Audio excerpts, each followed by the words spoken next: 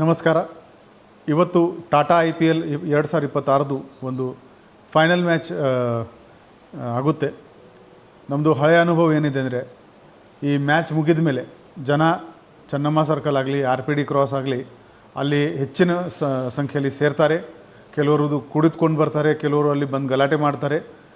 ಸಾರ್ವಜನಿಕರ ಸುರಕ್ಷತೆ ದೃಷ್ಟಿಯಿಂದ ಈ ವರ್ಷ ನಾವು ಯಾವುದೇ ಸಾರ್ವಜನಿಕ ಸ್ಥಳದಲ್ಲಿ ಸಂಭ್ರಮಾಚರಣೆ ಮಾಡೋಕ್ಕೆ ಅನುಮತಿ ನೀಡ್ತಾ ಇಲ್ಲ. ಅದರ ಜೊತೆಗೇ ನಮ್ಮ ಎಲ್ಲ ಅಧಿಕಾರಿಗಳು, ಸಿಬ್ಬಂದಿಗಳು ಇಂಪಾರ್ಟೆಂಟ್ ಜಂಕ್ಷನ್ಗಳಲ್ಲಿ ಆಲ್ಕೋ ಬ್ರೇತ್ ಅನಲೈಸರ್ಸ್ ತಗೊಂಡು ನಿಂತಿರುತ್ತಾರೆ. ಅವರು ಎಲ್ಲ ಈ ಮ್ಯಾಚ್ ಮುಗಿದ ಮೇಲೆ ಏನು ಮೂವ್ಮೆಂಟ್ ಇರುತ್ತೆ ಅವರಿಗೆ ಮಾನಿಟರ್ ಮಾಡ್ತಾರೆ. ಬ್ಯಾರಿಕೇಡ್ಸ್ ಹಾಕೊಂಡು ಕೂಡ ಇವರು ಟ್ರಾಫಿಕ್ ಮೂವ್ಮೆಂಟ್ಗೆ ರೆಗ್ಯುಲೇಟ್ ಮಾಡ್ತಾರೆ. ಅದರ ಜೊತೆಗೆ ಹ್ಯಾಂಡ್ ಹೆಲ್ಡ್ ಮೆಟಲ್ ಡಿಟೆಕ್ಟರ್ ಇಟ್ಕೊಂಡು ಆ್ಯಂಟಿ ಸ್ಟ್ಯಾಬಿಂಗ್ ಸ್ಕ್ವಾಡ್ ಕೂಡ ನಮ್ಮದು ಚೆಕಿಂಗ್ ಮಾಡ್ತಾರೆ. ಸೊ ಒಟ್ಟಾರೆ ಎಲ್ಲ ಬೆಳಗಾವಿ ನಗರವಾಸಿಯವರು ನಮಗೆ ಸಹಕಾರ ನೀಡಬೇಕು. ಡ್ರಂಕ್ ಆ್ಯಂಡ್ ಡ್ರೈವಿಂಗ್ದು ಫೈನ್ 10,000 ರೂಪಾಯಿ ಇದೆ. ಎರಡನೇ ಸಲ ಅವರೇ ಸೇಮ್ ವ್ಯಕ್ತಿ ಸಿಕ್ಕಿದರೆ ಆ ಫೈನ್ 15,000 ಆಗುತ್ತೆ. ಸೊ ಯಾವುದೇ ಕಾರಣಕ್ಕೂ ಈ ಮ್ಯಾಚ್ ಮುಗಿದ ಮೇಲೆ ರೋಡ್ ಮೇಲೆ ಜೋರಾಗಿ ಗಾಡಿಯನ್ನು ನಡಾಯಿಸೋದು, ಕಿರ್ಚಾಡುವುದು ಮತ್ತು ಸಂಭ್ರಮ ಆಚರಣೆ ನೆಪದಲ್ಲಿ ಬೇರೆ ಇನ್ನೂ ಇಲ್ಲಿಗಲ್ ಚಟುವಟಿಕೆ ಮಾಡುವುದು ಈ ಎಲ್ಲ ನಿಷೇಧಿಸಲಾಗಿದೆ. ನೀವು ಎಲ್ಲರೂ ನಮಗೆ ಸಹಕಾರ ನೀಡಿ ಅಂತ ನಿಮಗೆ ಕೋರಿಕೆ. ಧನ್ಯವಾದಗಳು.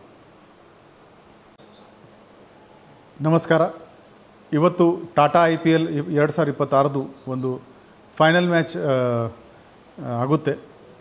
ನಮ್ಮದು ಹಳೆಯ ಅನುಭವ ಏನಿದೆ ಅಂದರೆ, ಈ ಮ್ಯಾಚ್ ಮುಗಿದ ಮೇಲೆ ಜನ ಚೆನ್ನಮ್ಮ ಸರ್ಕಲ್ ಆಗಲಿ RPD ಕ್ರಾಸ್ ಆಗಲಿ ಅಲ್ಲಿ ಹೆಚ್ಚಿನ ಸಂಖ್ಯೆಯಲ್ಲಿ ಸೇರ್ತಾರೆ. ಕೆಲವರು ಕುಡಿದುಕೊಂಡು ಬರ್ತಾರೆ, ಕೆಲವರು ಅಲ್ಲಿ ಬಂದು ಗಲಾಟೆ ಮಾಡ್ತಾರೆ. ಸಾರ್ವಜನಿಕರ ಸುರಕ್ಷತೆ ದೃಷ್ಟಿಯಿಂದ ಈ ವರ್ಷ ನಾವು ಯಾವುದೇ ಸಾರ್ವಜನಿಕ ಸ್ಥಳದಲ್ಲಿ ಸಂಭ್ರಮಾಚರಣೆ ಮಾಡೋಕ್ಕೆ ಅನುಮತಿ ನೀಡ್ತಾ ಇಲ್ಲ. ಅದರ ಜೊತೆಗೇ ನಮ್ಮ ಎಲ್ಲ ಅಧಿಕಾರಿಗಳು, ಸಿಬ್ಬಂದಿಗಳು ಇಂಪಾರ್ಟೆಂಟ್ ಜಂಕ್ಷನ್ಗಳಲ್ಲಿ ಆಲ್ಕೋ ಬ್ರೇತ್ ಅನಲೈಸರ್ಸ್ ತಗೊಂಡು ನಿಂತಿರುತ್ತಾರೆ. ಅವರು ಎಲ್ಲ ಈ ಮ್ಯಾಚ್ ಮುಗಿದ ಮೇಲೆ ಏನು ಮೂವ್ಮೆಂಟ್ ಇರುತ್ತೆ ಅವರಿಗೆ ಮಾನಿಟರ್ ಮಾಡ್ತಾರೆ. ಬ್ಯಾರಿಕೇಡ್ಸ್ ಹಾಕೊಂಡು ಕೂಡ ಇವರು ಟ್ರಾಫಿಕ್ ಮೂವ್ಮೆಂಟ್ಗೆ ರೆಗ್ಯುಲೇಟ್ ಮಾಡ್ತಾರೆ. ಅದರ ಜೊತೆಗೆ ಹ್ಯಾಂಡ್ ಹೆಲ್ಡ್ ಮೆಟಲ್ ಡಿಟೆಕ್ಟರ್ ಇಟ್ಕೊಂಡು ಆ್ಯಂಟಿ ಸ್ಟ್ಯಾಬಿಂಗ್ ಸ್ಕ್ವಾಡ್ ಕೂಡ ನಮ್ಮದು ಚೆಕಿಂಗ್ ಮಾಡ್ತಾರೆ.